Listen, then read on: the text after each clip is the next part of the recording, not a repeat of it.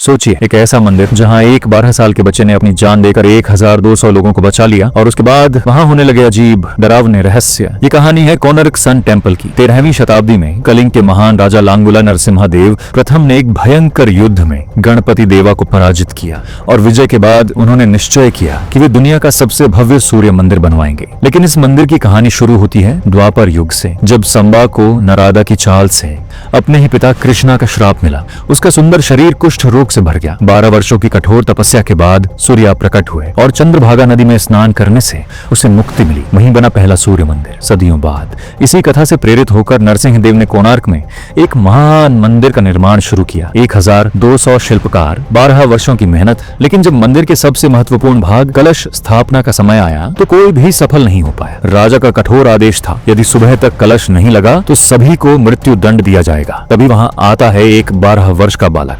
धर्मपद, जो महान शिल्पकार बिशु महाराणा का पुत्र था, जिसने अपने पिता का चेहरा तक कभी नहीं देखा। लेकिन अपनी विद्या और बुद्धि से उसने वह कर दिखाया जो 1200 शिल्पकार नहीं कर पाए।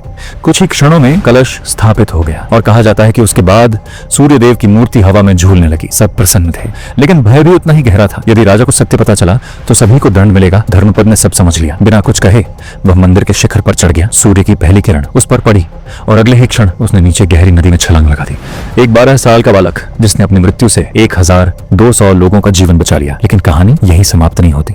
कुछ ही समय बाद मंदिर में अजीब घटनाएं होने लगी। मूर्तियां गिरने लगी, पत्थर टूटने लगे, मानो कोई अदृश्य शक्ति वहां विचरण कर रही हो।